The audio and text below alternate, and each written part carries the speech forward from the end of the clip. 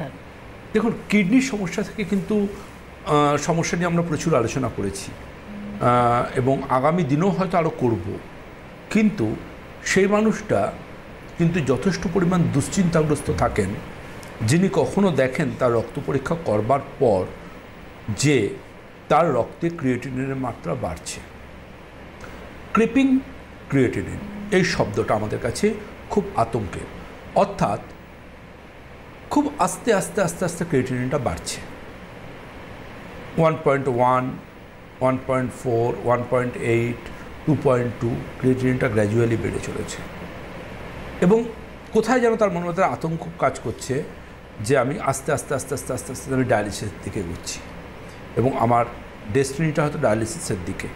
তখন যারা ডায়ালিসিস নেন এরকম মানুষজন পরিচিত থাকলে তাদেরকে বলেন যে আমাকে কোন জায়গায় ফিস্চুলা করতে হবে, কোন জায়গা থেকে কীভাবে ডায়ালিসিস করতে হবে, কতবার ডায়ালিসিস করতে হবে, খুব আতঙ্কে থাকেন। কিন্তু আজকে আমার এই আলোচনাটা একটাই, দেখুন আমি বারবার করে বলি আমাদের এই অনুষ্ঠান স্বাস্থ্য সচেতনতামূলক অনুষ্ঠান, এখানে চিকিৎসা বিজ্ঞানের দুরূহ ভাষাগুলোকে সহজ সরল আঙ্গিকে আপনাদের কাছে আমি রিপ্রেজেন্ট করতে পারি।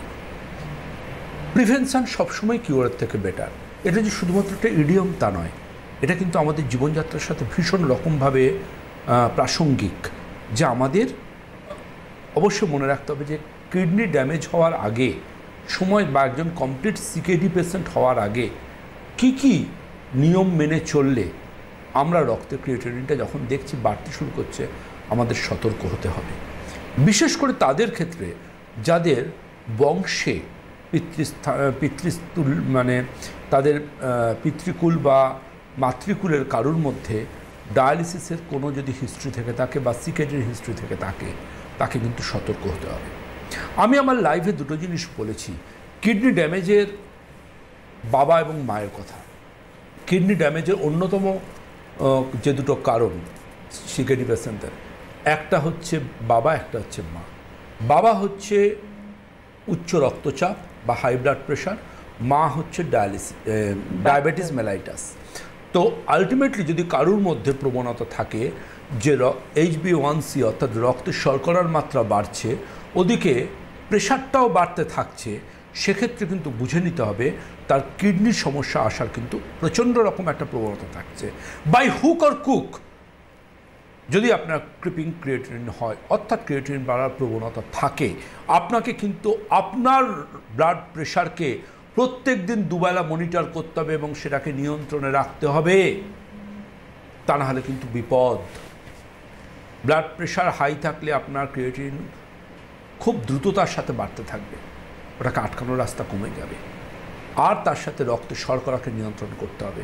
রক্তে যদি শর্করাকে নিয়ন্ত্রণ করতে পারেন এবং ব্লাড প্রেশারটাকে যদি স্মুথ কন্ট্রোল করে রাখতে পারেন, একদম স্মুথ কন্ট্রোল, যেটা আমরা আমাদের ড্রিম বলি 120/80 বা 110/70 এরকম জায়গায় যদি ব্লাড প্রেশার থাকে, তাহলে কিন্তু আপনি নিশ্চিন্ত থাকবেন আপনার কিডনি কিন্তু অনেকাংশে এই হাইপার টেনশনের মতো সমস্যা থেকে বা ডায়াবেটিসের মতো সমস্যা থেকে অনেকাংশে কিন্তু বেটার ফিল করবে।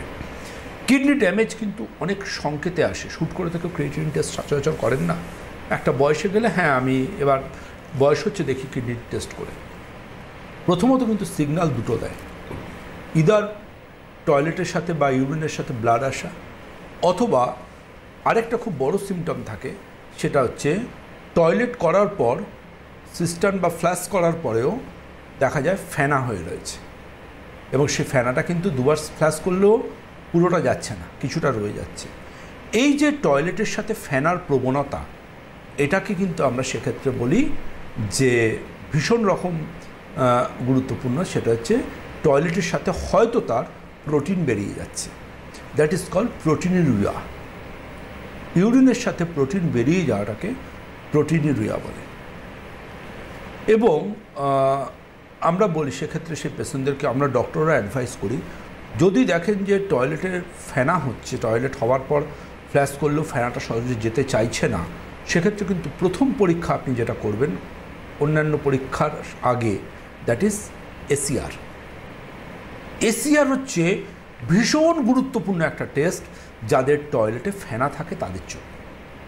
এর পুরো নাম অ্যালবুমিন ক্রিয়েটিনিন রেশিও। আচ্ছা, এটা এনি টাইম আপনি কিন্তু একটা টয়লেট থেকে সারাদিনের মধ্যে এনি টাইম, মর্নিংয়ে অনেক সময় নেওয়া হয়, বাট এনি টাইম টয়লেটের একটু ইউরিন কালেক্ট করে টেস্ট করলেই কয়েক ঘন্টার মধ্যে রিপোর্ট চলে আসবে যে টয়লেটে প্রোটিন বেরোচ্ছে কিনা। যদি টয়লেটে প্রোটিন বেরোয় সেক্ষেত্রে কিন্তু আপনার ডাক্তারবাবুর সাথে আপনার পরামর্শ করতে হবে, এবং সঠিক যদি আপনি একজন কোয়ালিফাইড ডাক্তারবাবুর পরামর্শ নেন আপনি কিন্তু এটাকে রিভার্স করতে পারবেন, এটাকে কিন্তু আপনি কন্ট্রোল করতে পারবেন, এটাকে কিন্তু আপনি নিয়ন্ত্রণে নিয়ে আসতে পারবেন। কিন্তু আপনাকে আপনার ডাক্তারবাবুর সাথে পরামর্শ করতে হবে, কিছু ডায়েটারি চেঞ্জেস করতে হবে, কিছু লাইফস্টাইল ম্যানেজমেন্ট করতে হবে, আর ডাক্তারবাবুর কথাটা মন দিয়ে শুনতে হবে।